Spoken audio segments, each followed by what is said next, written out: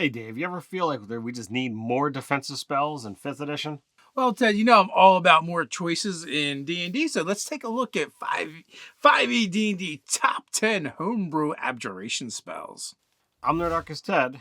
I'm Nerdarchy Dave. Welcome to Nerdarchy, for nerds, by nerds. Now it's time to put up those protective wards. So we're going to be doing another one of our top 10 videos from D&D Homebrew, where we take a category and search it by the most viewed. We're going to equate that to the thing that people are the most interested in seeing. And so from that, we're going to get a top 10 list, and then we'll each pick a particular spell that we each want to talk about that call RI. Indeed. So I'm going to pull up on my device, my handy dandy device here, and pull up D&D Beyond so I can take a look.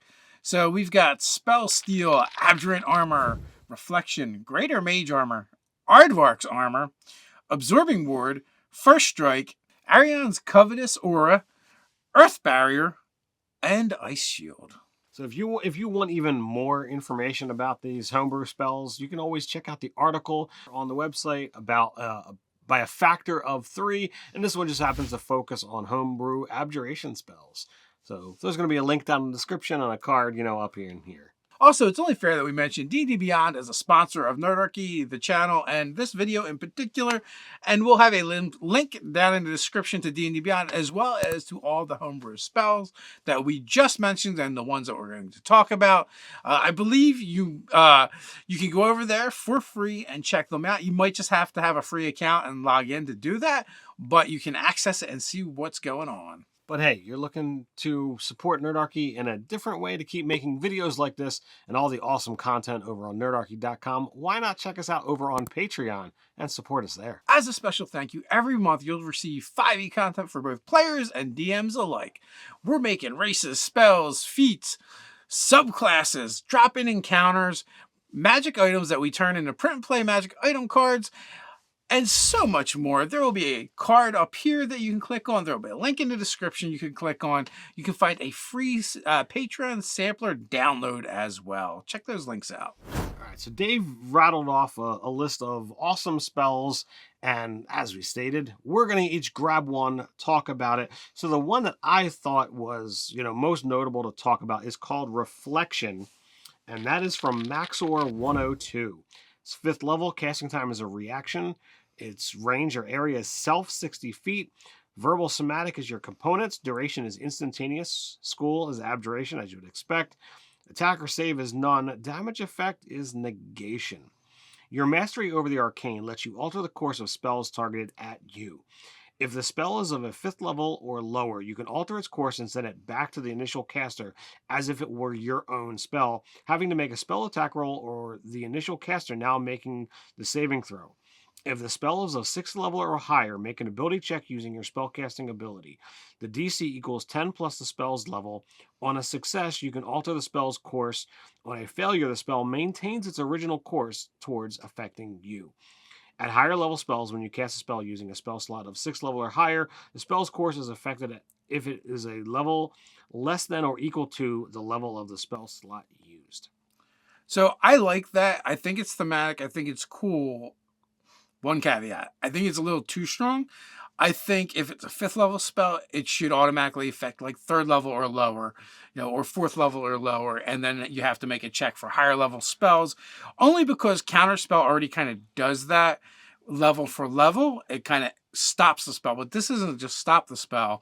It redirects it. So I feel like it should be a little bit. It shouldn't be like for like. Yeah, it should be diminished. So I definitely agree with that. I like the core mechanic of it. And the fact that it's kind of unwritten that it, based on my interpretation of this, like if it is a singular effect spell that is targeting one person, i.e. the caster, that's something that they could then be like, oh, well, I'm going to reflect this back. So it's not something we'll be like, oh, well, if you're the subject of included in the area of a fireball, like you would be able to just kind of bounce the fireball back. So that reduces a lot of spells out of the area and allowing you to kind of change the flow of an AoE. Because that would be utterly crazy, since like that could technically be like, oh, well, it's already exploding towards you. How are you reflecting that one back? Whereas this this is there. So I think that there should be a little bit more in the wording saying that, if a spell is cast at you that is a single target spell or effect, you can get either your portion of the effect directed back towards the caster. Even something like a magic missile. If two of them are going, elsewhere and one is going to you and you really wanted to reflect that back, like, boom, you could do so, in my opinion. But I think with that specific wording putting in there and Dave's alteration of either, 1 or 2 levels lower than the spell being cast, I think that would make this, perfect. Yeah, and again, play tests, like, you need to see what it looks like when the rubber hits the road. So, all in all, I think it's decent. It's fun. It might even be okay the way it is because it's only single target spells, but, you'd have to play test it and see. It would definitely be fun to see, like, if 2 casters have that and they start ping-ponging them back and forth. Well, there's only so many high-level spell slots you have to play with. That's true. Well, I mean, you could each do it for a round. You probably have 2 5th level slots at some point. So my pick is Earth Barrier. It's a 1st level spell. Casting time is a reaction. Range area 10 foot. Components verbal somatic. Duration 1 minute.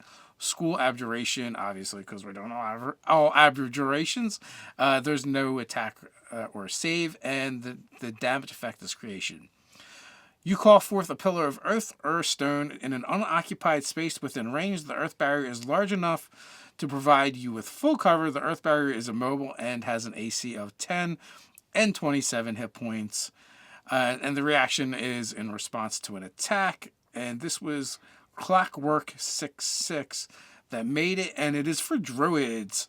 So I really like it. I think it's thematic. It's really cool.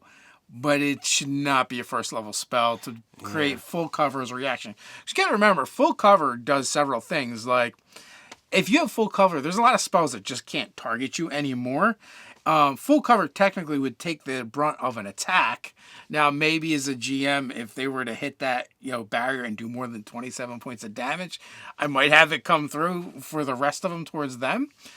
I don't know where they came up with the number 27. Like, I don't know what that's from. So now, if it would be for like a single spell or a single attack, maybe. But like if it comes up and stays there for the round for a minute. Oh my god. So like eventually you can like cocoon yourself in in this little fortress that you build. So it is a little problematic. But like as a 3rd level spell, maybe. I think it would be kind of cool. As a higher level spell, I think it works. And it's not going to block everything, but it's going to block a lot of things, and it is definitely better than a 1st level spell. It's better than shield, and it's better than absorb elements.